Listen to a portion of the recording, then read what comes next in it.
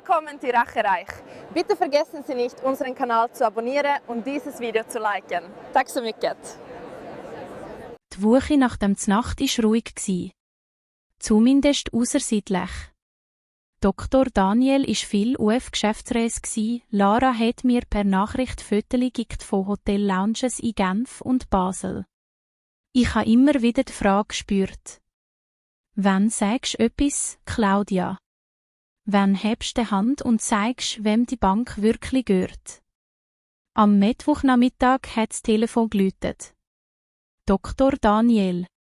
Seine Stimme war ungewohnt freundlich, fast etwas überschwänglich. Claudia, hast du Donnerstag schon etwas vor? Ich habe aufs Fenster rausgeschaut, wo ein Licht über dem Zugersee gestanden ist. Nichts, was nicht verschiebbar wäre, habe ich gesagt. Super, sagt er. Meine Eltern sind gerade in Zürich, sie möchten dich gern besser kennen. Wir gehen ins Restaurant Lindenhof, sehr diskret, sehr schön. Es wäre mir wichtig, dass du tschunst. Du weisst, sie macht sich halt Sorgen, wie wir es alles finanziell in Griff haben. Sie möchten die kleine Perspektive zeigen. Das Wort Perspektive hat lang in mir nachgalt. Ich habe ein paar Sekunden gelungen. Es ist lieb, dass Sie sich Sorgen machen, habe ich geantwortet. Ich schaue mich gern. Am nächsten Tag habe ich länger vor dem Schrank gestanden als sonst. Der Kostüm, wo ich noch aus meinem aktiven Bänklerleben habe, hätte perfekt in einen Verwaltungsratssitz gepasst. Aber nicht in das Bild, wo ich will, dass die Familie mir sieht. Schlussendlich habe ich einfache dunkle Hose, weisse Bluse und mein abtragendes marineblau Jäckli angelegt. Genug gepflegt, zum Respekt zu sollen. Genug unauffällig, zum unterschätzt zu werden. Im Zug nach Zürich habe ich die andere Gäste beobachtet. Junge Menschen mit Laptops, Geschäftsleute mit Akten, pensionierte Perli mit Rucksack. Niemand hat gewusst, dass in demselben Zug die Mehrheitsaktionärin von ihrer Bank sitze, wo ein Teil von ihrem Vermögen verwaltet. Das hat mich fasziniert und genüsst in der gleichen Sekunde. Vor einem Restaurant am Lindenhof haben schon 2 Leute gewartet. Dr. Hans-Peter Meyer, Daniels Vater, im perfekt sitzenden grauen Anzug. Und Monika, seine Frau, mit Art elegante Zurückhaltung, wo viel Geld und will Jahrübung verlangen. Sie haben mich höflich begrüßt, Handschüttel, kühle Umarmung. Claudia, so schön, lernen wir dich endlich richtig kennen, sagt Monika. Wir haben schon viel Schichten gehört, du bist sehr tapfere Frau, so ganz allein mit deiner Pension. Ich habe gelächelt. Wir schön später über Tapferkeit reden. Zuerst das Glas WY. Am Tisch ist Doktor Ton freundlich, aber prüfend gsi. Sie haben mich ausgefragt, wie hoch meine Rente ist, ob ich noch Hypothek auf im Appartement habe, ob ich mir keine Sorge mache wegen Doktorinflation. Ich habe nüchtern antwortet, eher zurückhaltend als ausführlich. Dr. Hans-Peter hat immer wieder zu Daniel gelügt, wie zum Abgleich. Du weisst, Claudia, sagt er schliesslich.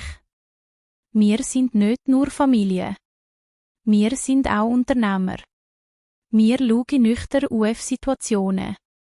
Und in dem Alter ist Sicherheit wichtiger als Stolz. Ich habe mein Glas abgestellt. Was meinst du genau mit nüchtern? Er beugt sich klein vor und senkt die Stimme, als würde er mir etwas sehr Vertrauliches verraten. Wir haben etwas vorbereitet. Ein Vorschlag, wo den Druck nimmt und der Junge da nickt richtig Daniel frei macht für seine Karriere. Ich bringe morgen schon etwas Schriftliches mit ihm. Ich habe ihn lange angeschaut. Daniel hat den Blick genossen, als wäre er mittendrin in einem Projekt, wo er souverän steuert. Lara hat nervös am Glasrand gedreht. Schriftliches habe ich langsam wiederholt. Von wem ist das denn aufgesetzt worden? Dr. Hans-Peter lächelt. Vom Rechtsdienst von deiner Bank, Claudia. Von Dr. Privatbank Seberg AG in Zürich. Alles ganz professionell. In dem Moment habe ich gewusst. Die Nacht, wo sie meine, dass sie meine Zukunft regeln. Wird eine Nacht, wo sich ihre eigene Welt verschiebt. Die Woche nach dem Znacht war ruhig. Zumindest aussersiedlich. Dr. Daniel war viel UF-Geschäftsreise. Lara hat mir per Nachricht Fotos geschickt von Hotel-Lounges in Genf und Basel. Ich habe immer wieder die Frage gespürt. Wann sagst du etwas, Claudia? Wann hebst du die Hand und zeigst, wem die Bank wirklich gehört? Am Mittwochnachmittag hat das Telefon geläutet. Dr. Daniel. Seine Stimme war ungewohnt freundlich, fast etwas überschwänglich. Claudia, hast du Donnerstag schon etwas vor? Ich habe aufs Fenster rausgeschaut, wo ein Licht über dem Zugersee gestanden ist. Nichts, was nicht verschiebbar wäre, habe ich gesagt. Super, sagt er. Meine Eltern sind gerade in Zürich, sie möchten dich gern besser kennen. Wir gehen ins Restaurant Lindenhof, sehr diskret, sehr schön. Es wäre mir wichtig, dass du tschunst. Du weisst, sie macht sich halt Sorgen, wie mir's alles finanziell in Griff haben. Sie möchten dir eine Perspektive zeigen. Das Wort Perspektive hat lang in mir nachgalt. Ich habe ein paar Sekunden gelungen. Es ist lieb, dass sie sich Sorgen machen, habe ich geantwortet. Ich schaue mich gern. Am nächsten Tag habe ich länger vor dem Schrank gestanden als sonst. Der Kostüm, wo ich noch aus meinem aktiven Bänklerleben habe, hätte perfekt in einen Verwaltungsratssitz gepasst. Aber nicht in das Bild, wo ich will, dass die Familie mir sieht. Schlussendlich habe ich einfache dunkle Hose, weisse Bluse und mein abtragendes marineblau Jäckli angelegt. Genug gepflegt, zum Respekt zu sollen. Genug unauffällig, zum unterschätzt zu werden. Im Zug nach Zürich habe ich die andere Gäste beobachtet. Junge Menschen mit Laptops, Geschäftsleute mit Akten, pensionierte Perli mit Rucksack. Niemand hat gewusst, dass in demselben Zug die Mehrheitsaktionärin von ihrer Bank sitze, wo ein Teil von ihrem Vermögen verwaltet. Das hat mich fasziniert und genüsst in der gleichen Sekunde. Vor einem Restaurant am Lindenhof haben schon 2 Leute gewartet. Dr. Hans-Peter Meyer, Daniels Vater, im perfekt sitzenden grauen Anzug. Und Monika, seine Frau, mit Art elegante Zurückhaltung, wo viel Geld und Willjahrübung verlangen. Sie haben mich höflich begrüßt, Handschüttel, kühle Umarmung. Claudia, so schön, lernen wir dich endlich richtig kennen, sagt Monika. Wir haben schon viel Schichten gehört, du bist sehr tapfere Frau, so ganz allein mit deiner Pension. Ich habe gelächelt. Wir schön später über Tapferkeit reden. Zuerst das Glas WY. Am Tisch ist Doktor tonfreundlich, aber eklig prüfend gsi. Sie haben mich ausgefragt, wie hoch meine Rente ist, ob ich noch Hypothek auf im Appartement habe, ob ich mir keine Sorge mache wegen Doktorinflation. Ich habe nüchtern antwortet, eher zurückhaltend als ausführlich.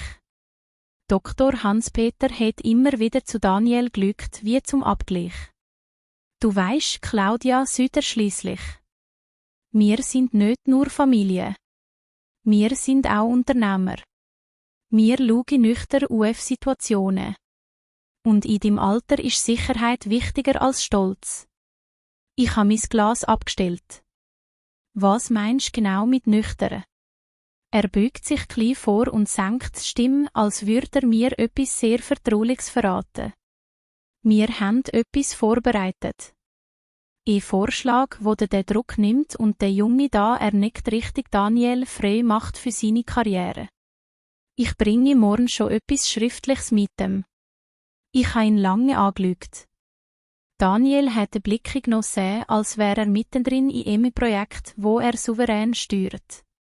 Lara hat nervös am Glasrand gedreht.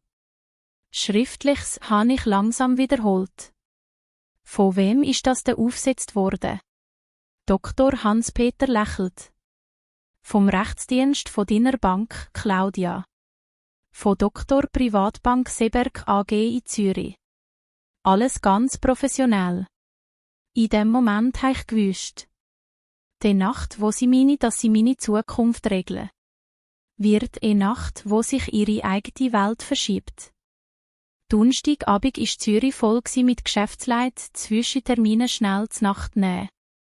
Im Restaurant war es leicht warm, die Tische sind mit Weisstüchern gedeckt, sei Gläser, diskrete Bedienung. Ich bin früh schon wie immer. Lieber warten als erwartet werden. Nach und nach sind die anderen eingeschwebt. Dr. Hans-Peter mit seiner diskreten Selbstverständlichkeit. Die Monika im dunklen Kleid, zurückhaltend schick. Zum Schluss Dr. Daniel und meine Lara Hand in Hand, perfekte Zürich-Szene. Wir haben bestellig abgegeben. Dr. Hans-Peter hat Dr. wie José Burdaux, wo er mit fachmännischem Blick gelobt hat. Das gönnen wir uns jetzt, hat er gesagt. Wir reden heute über die Zukunft. Ein Gespräch ist harmlos angefangen. Lara hat von ihrer Arbeit in der Kommunikationsabteilung erzählt. Daniel hat in Anekdote US am Tag in Dr. Bank eingeworfen, etwas mit einem anspruchsvollen Family Office in Genf. Sie haben all gelacht. Ich auch. Doch jedes Wort hat sich wie eine Schicht US-Lack über etwas Legiertes angefühlt. Nach dem Hauptgang hat die Bedienung den Teller abgeräumt. Ein kleiner Moment vor Ruhe. Dr. Hans-Peter hat die Gelegenheit gepackt. Er hat in schwarzen Ledermäppli US seine Tasche genommen. Langsam aufgemacht. Inni hat das glänzende Glock von Uri Papiere gesehen. Claudia Süder und legt das Mäppli vor mich. Wir haben an etwas vorbereitet. Ganz nüchtern. Ganz im Sinn von Sicherheit für dich und Freiheiten für die Jungen. Ich habe nichts gesagt. Nur der Häng auf dem Tisch galte. Er hat in Kuvert rausgezogen. Weiss. Diskret. Mit dem Logo von Dr. Privatbank Seeberg. Er hat das Kuvert quer über Doktortisch geschoben. Genau so, wie ich Selena 100-mal gegeben habe, wenn wir Kundschaftsverträge hingelegt haben. Einfach ist der richtig anders schon gsi. Da rein sollte er. Ist ein Angebot. Wir würden deine Wohnung in Zug übernehmen und dir in sichere Rente zahlen. Nicht spektakulär, aber stabil. Im Gegenzug müssten Lara und Daniel nicht mehr so viel Verantwortung für deine Situation übernehmen. Das ist fair, findest du nicht? Dem Monika nicht zustimmend. Wir möchten nicht, dass du dich abhängig fühlst, sie lesen. Das belastet auch ein junges Ehepaar. Ich habe langsam ein Kuvert aufgemacht. Die Finger sind ruhig gsi, viel ruhiger als mein Inneres. Doktorvertrag ist sauber aufgesetzt gsi. Juristisch korrekt. Emotionale Kälte verpackt in sachlichem Deutsch. Die Summe, wo sie für mein Appartement biete, ist merklich unter dem Wert gsi, wo ich gerade letzte Woche im Gutachten gehe. Aber das ist nicht das Entscheidende gsi. Viel wichtiger ist Dr. Toni in dem Vertrag gsi. Wie über mich geredet wird. Wie über ihr Risikofaktor geredet wird. Interessant, habe ich gesagt und Süti langsam umblättert. Wer hätt's aufsetzen lassen? Dr. Hans-Peter hat stolze Gebärden gemacht. Doch bevor er etwas sagen konnte, ist Dr. Daniel reingegrätscht. Seine Stimme hat stolze Schärfe gegeben. Das ist von unserem Legaldepartement, Claudia. Von der Bank, wo ich führe. Ich habe das Mandat gegeben. Wir sorgen dafür, dass alle Verträge professionell sind. Du kannst sicher sein, dass das im Bestehen für alle beteiligt ist. Ich habe meinen Blick nicht vom Vertrag genommen. Nur ein feines Lächeln hat sich in meinen Mundwinkel gezeigt. Im Chambre Séparé hinten im Restaurant hat gerade so gut Dr. Verwaltungsrat Sitz schöne. Und in dem Moment habe ich entschieden. Das Doktor nächste Vertrag, wo Dr. Daniel Z. geben stand. Nicht UF-Doktortisch vor seinem Vater liegt, sondern vor dem ganzen Gremium in Zürich. Dr. Morg von Dr. Sitzk ist anders gsi als an deren Tag. Ich habe mein dunkles Kostüm aus dem Schrank genommen, das wo ich mir eigentlich fürs Nimmermehr aufgegeben habe. Die Aktenmappe ist nüchtern gsi. Nur eine Handvoll Dossier. Ganz oben gecovert aus einem Restaurant. In Zürich bin ich nicht bei Doktor Kundeneingang rein, sondern beim diskreten Lift, wo direkt in den Verwaltungsratsetage fährt. Doktor Empfang hat mich mit ihrer Mischung aus Respekt und Nervosität begrüßt. Frau Keller, alle sind schon im Sitzsaal. Wie ich die Tür aufgemacht habe, ist Doktor Raum ruhig geworden. Die bekannten Gesichter von den Verwaltungsräten. Und am Tischrand mit Laptop und Unterlage Dr. Daniel. Er hat mich gegeben und kurz gelächelt, als wäre ich aus Versehen da. Doktor Vorsitzende vom Gremium, Dr. Frey, hat das Wort ergriffen. Wir haben heute eine besondere Konstellation, sagt er. Frau Claudia Keller wird Sitz persönlich leiten. Als Hauptaktionärin und Präsidentin von der Bank. Die Luft ist dicker geworden. Daniel Finger sind auf dem Laptop erstarrt. Langsam hat er den Satz verarbeitet. Sein Blick hat sich von Dr. Frey zu mir verschoben. Was? Hat er angesetzt. Er hat das Wort nicht fertig gebracht. Ich bin aufgestanden und habe mein Covert auf den Tisch gelegt. Gleiches Papier. Gleiches Logo. Andere Richtung. Bevor wir über deine neuen Risikomodelle reden, Daniel, sage ich. Machet mir etwas anderes. Ich schiebe das Covert in seine Richtung. Das ist der Vertrag, wo deine Familie mir hat unterschreiben wollen. Aufsatz vom Legal Department von der Bank. Mandatiert vom CEO. Im Raum ist es so still gsi, dass mir das Papier rascheln gegeben hat. Dr. Daniel hat das Covert aufgemacht, als hätte er Angst vor dem, was inne ist. In seiner Stimme hat's feine Zitter gegeben. Das ist Privatfamiliensache. Nicht, wenn der Bankpapier gebraucht wird, sag ich ruhig. Nicht, wenn die Tonalität von dem Vertrag zeigt, wie du über Leute denkst, wo finanziell schwächer dastehen. Nicht, wenn meine angebliche Schwäche zum Risikoposten definiert wird. Verwaltungsrat, ältere Herr, hat sich räuspert. Wir haben immer wieder vor der Kultur in der Bank gewarnt, sollte er lesen. Das ist jetzt sehr konkret. Ich habe mich wieder zgockt. Die Hände zusammenlegt. Daniel, du bist tüchtig. Niemand bestreitet das. Aber Ambition ohne Respekt ist Gefahr. Für Kundschaft, für Mitarbeiter. Und für die, wo du unterschätzt. Sein Blick ist abschweift. Wahrscheinlich zurück ins Restaurant, in jeden Satz vom Vorabend. Die Verteidigungen, wo er bringen will, sind ihm nacheinander in die Kehle stecken geblieben. Was heisst das jetzt, fragt er schließlich. Werde ich entlassen? Ich habe tief Luft geholt. Ich schade dich heute sofort absetzen. Rein rechtlich. Aber es löst kein einziges Problem, weder in der Bank noch in deiner Ehe. Drum mache ich etwas, wo der Willicht härter vorschund. Ich schieb ihm zweites Dossier zu. Die Projektlinie, wo du mit so viel Risiko planen hast, wird stoppt. Ab heute. Wir machen eine unabhängige Überprüfung von allen Verträgen, die unter deinem Mandat aufgesetzt worden sind. Und du? Du bleibst im Amt. Aber unter Aufsicht vom Verwaltungsrat und mit klar definierten Limiten. Er hat mich erstaunt angeschaut. Warum gibst du mir noch eine Chance?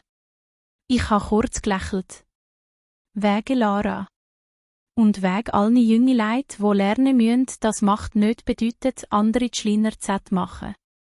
Du wirst jede einzelne Person persönlich um Entschuldigung bitten, wo du in so Form als Problem definiert hast. Auch mich. Aber das schön mir privat klären. Die Sitzung ist noch lang gegangen.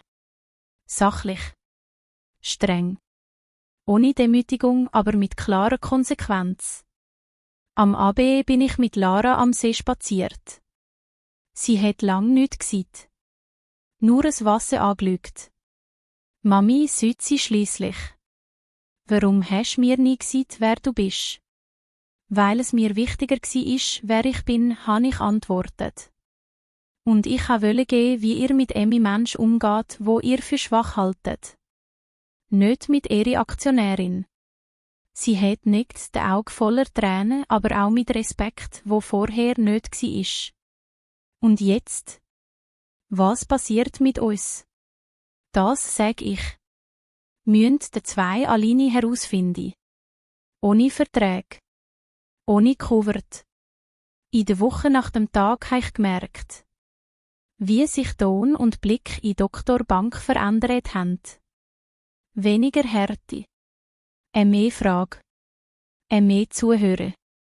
Ich bin immer noch die Frau mit dem einfachen Jäckli im Zug. Aber heute weiss ich noch mehr als früher. Unterschätzt werden ist nicht Schwäche. Es ist ein Spiegel für die, wo so lügen. Wenn du willst gehen, was mit dem Spiegel noch alles passiert. Abonniere den Kanal. Lass ein Like da. Und schreib in den Kommentaren, wie du mit Leuten umgehst, wo die Welt vielleicht schnell abschreibt.